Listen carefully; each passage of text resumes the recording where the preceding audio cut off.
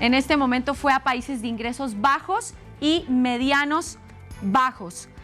Esta noticia de amplias repercusiones para el mundo. Tenemos a nuestro siguiente invitado, es Enrique Erice, consultor, analista en directo desde Buenos Aires, que nos va a dar todos los detalles y nos va a explicar, por supuesto, todas las repercusiones de esta noticia. Señor Erice, le doy la más cordial bienvenida a estas pantallas de DNews. ¿Cómo se encuentra el día de hoy? Muy bien, encantado de estar con ustedes. Un placer. Igualmente, señor Erice, empecemos analizando esta decisión arbitraria que toma Rusia y las repercusiones que va a tener no solamente en Ucrania, sino en el comercio de alimentos en el mundo. Sí, esto es una cuestión que tiene larga data. Yo he estado 3 veces en Ucrania en los últimos 10 años y antes de la invasión estuvieron productores ucranianos en la Argentina, visitando la Argentina y yo les organicé la agenda, así que conozco muy bien el lugar. Claro. Conozco Odessa, he estado en los elevadores que hoy han sido bombardeados. El tema es muy serio. Ucrania es uno de los 5 o 6 exportadores más importantes del mundo de trigo. Es el tercer exportador mundial de maíz, peleando el puesto con la Argentina. En girasol es un país totalmente excluyente, toda vez que opera el 50% del girasol del mundo y junto con Rusia el 70%. Y el Mar Negro es crucial y es totalmente estratégico, porque toda la mercadería de esos países del sur de Rusia salen por el Mar Negro, como tú bien decías, y van por el Estrecho del Bósforo, donde también estuvimos, y ahí quedan Turquía, salen al Mediterráneo para abastecer los países del norte de África, Medio Oriente y algunos puertos del sur de Europa. Así que, y todo eso ha sido, digamos, una y otra vez anulado o suspendido, ese canal de seguridad de salida por el Mar Negro por parte de Putin. Y ahora aparentemente, definitivamente, ha dado por terminado el acuerdo, con lo cual el problema es muy serio porque Ucrania tiene que salir necesariamente entonces por tierra hacia países limítrofes al oeste de Ucrania. Es el caso de Polonia, Hungría, Rumania.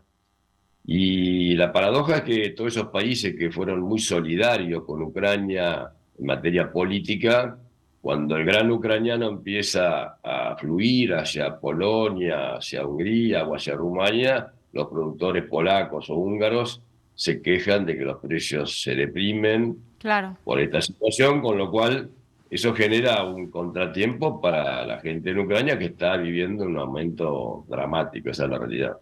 No, claro. Y hay otra cosa y es, ¿qué pasa con los granos que se quedan represados y no se pueden distribuir? Ya se pierden. Sí, no se pierden porque depende de los almacenajes, pero tú bien dijiste, hay un volumen afectado por los bombardeos o por el fuego, pero de todas maneras hay todavía producción que se puede evitar la destrucción y salir por países, digamos, salida por el mar Báltico, pero esos costos de salir por el mar Báltico implican casi $100 más por tonelada, con lo cual es todo un problema para los costos de los ucranianos, ¿no? Y aparte, ahora tengo curiosidad de saber cómo van a salir entonces de Ucrania, qué van a hacer con la distribución de los granos ahora.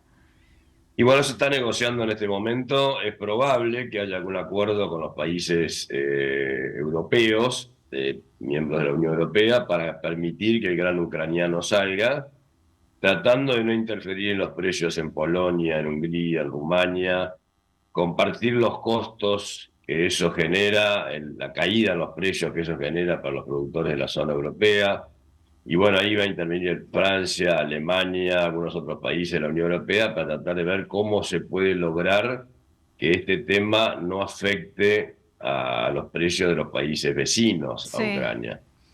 Y eso también está vinculado con el tema de que Rusia está pidiendo a los miembros de la OTAN y a los países de Europa Occidental que frenen algunas sanciones que se han impuesto a Rusia como consecuencia de la invasión, con lo cual es un tema que está en línea con las cuestiones geopolíticas que estamos viviendo en los últimos 12 meses como consecuencia de este accionar de Putin, ¿no?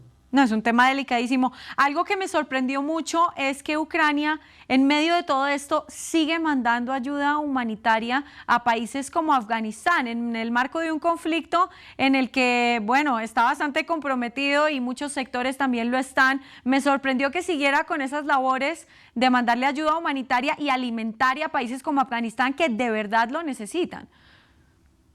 Sí, sí, por supuesto. Conociendo a los ucranianos, como los conozco yo, que he estado Ujú. varias veces con ellos y han estado acá en la Argentina visitándonos, gente muy solidaria, gente que realmente hay que sacarles el sombrero por lo que están pasando, la situación es muy dramática. La ayuda humanitaria es bastante simbólica, en Sí, realidad claro. no son volúmenes importantes, pero lo que está claro es que la producción de Ucrania cayó el año pasado 40% y este año el 30%. O sea, muchas zonas agrícolas de Ucrania, todo el este de Ucrania, las 4 provincias que Putin dio por anexadas a Rusia hace ya 4 o 5 meses.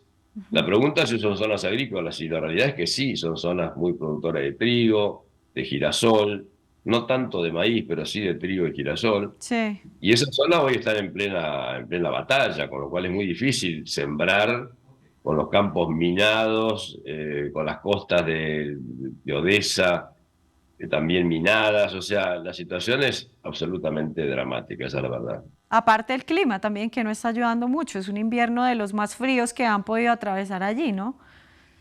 Sí, sí, bueno, por eso el clima también se suma a las cuestiones geopolíticas para generar una tremenda volatilidad en los mercados. Los precios suben y bajan día a día al compás del clima en el hemisferio norte. Se están definiendo las cosechas en Estados Unidos, en China, en Europa, eh, y son todas regiones muy importantes en su aporte a la producción mundial de trigo, de soja, de girasol, de maíz. Así que estamos en pleno mercado climático, el hemisferio norte, y por otro lado, el hemisferio sur, países como Brasil o Argentina también volcando su producción reciente. Argentina tuvo una seca muy importante, la Sí, cosecha sí. ha sido muy, digamos, recortada, pero Brasil batiendo récords de producción año tras año, no solamente de soja, sino también de maíz. O sea que todo genera un contexto geopolítico muy, muy complejo, Complejo. muy difícil de